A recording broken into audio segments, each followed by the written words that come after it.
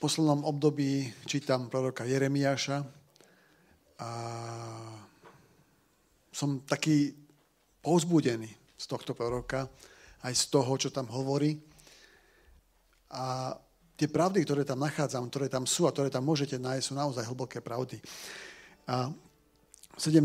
kapitole som narazil na takéto myšlienky, ktoré sú v podstate nielen Jeremiášovými myšlienkami o proroctvami, ale Hospodinovými Božími slovami. A v 17. kapitole od 5. verša, napríklad ten 5. konkrétne. Takto vraví Hospodin. Prekliatý je človek, ktorý dúfa v iného človeka alebo v seba samého. A jeho srdce sa odvracia od Hospodina. V 6. verši hovorí, neuzrie dobro, ktoré príde. 13. verš. Výjdu na hanbu tí, čo sa odvracajú od Hospodina. Už teraz sú zapísaní v zemi tieňov, lebo opustili Hospodina žriedlo živej vody. Ešte raz vám to prečítam. Prekliatý je muž, alebo človek, ktorý dúfa v iného človeka alebo v seba samého a jeho srdce sa odvracia od Hospodina. Neuzrie dobro, ktoré príde. Výjde na hanbu. Ten, čo sa odvracia od Hospodina, už teraz je zapísaný v zemi tieňov, lebo opustil Hospodina žriedlo živej vody. Úžasné slovo. Ako mňa to úplne nadchlo, to, čo tu vidím. Chceš vidieť dobro, ktoré príde? Čo musíš urobiť? Dôverovať Hospodinovi. Veriť Hospodinovi.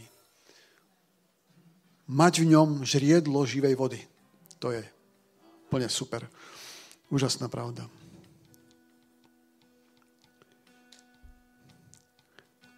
Siedmy verš. Požehnaný je človek, ktorý dúfa, dôveruje Hospodinovi, ktorého nádejou je Hospodin. Požehnaný je ten človek. Ten uvidí to dobro, ktoré príde. Mnoho ľudí sa dnes spolieha na seba. Mnoho ľudí sa spolieha na iných ľudí. Nejakých svedcov, gurú, nejakých veleslávnych kazateľov. Ale nikto z nich neuvidí to prichádzajúce dobro, pokiaľ nebude dúfať v Hospodina a dôverovať Hospodinovi. Lipnúť na ňom ako na zdroji živej vody. Nikto to nezažije. Pre koho nebude Hospodin žriedlom živej vody. Pokiaľ sa spoliehame na seba, alebo sa spoliehame na iného človeka, nezachráni nás to, že chodíme na bohoslúžby. Nezachráni nás to, že máme nejakú nálepku apoštolskej cirkvi. Čo nás zachráni? Budeme dúfať v Hospodina a on bude žriedlom našej vody, tej živej vody, z ktorého čerpáme. Prichádzajúce dobro, ten večný život okusí ten, kto dôveruje Hospodinovi a tomu, ktorého Hospodin poslal. Keď prejdeme do novej zmluvy teraz z Jeremiáša. A tomu dôveruje, ktorého Hospodin poslal. A koho Hospodin poslal? Ježiša Krista. Vôľa Hospodina je, aby každý, kto vidí jeho syna, veril v neho a mal večný život. To je vôľa Hospodina. Aby každý, kto vidí jeho syna, veril v toho syna. A bude mať večný život. Uvidí to prichádzajúce dobro. A Ježiš povedal, ja som chlieb života, ktorý prichádza z neba od Otca. A kto prichádza ku mne, nebude nikdy lačnieť. A kto verí vo mňa, nebude nikdy žízniť. Kto je tento chlieb, bude žiť na veky.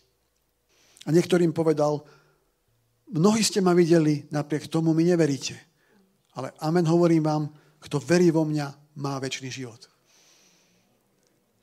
Dôvera. Dúfanie v Hospodina. Mať v ňom žriedlo živej vody. Nespoliehať sa na seba. To je to, čo vedie k večnému životu. Ten uvidí prichádzajúce dobro, kto takto žije.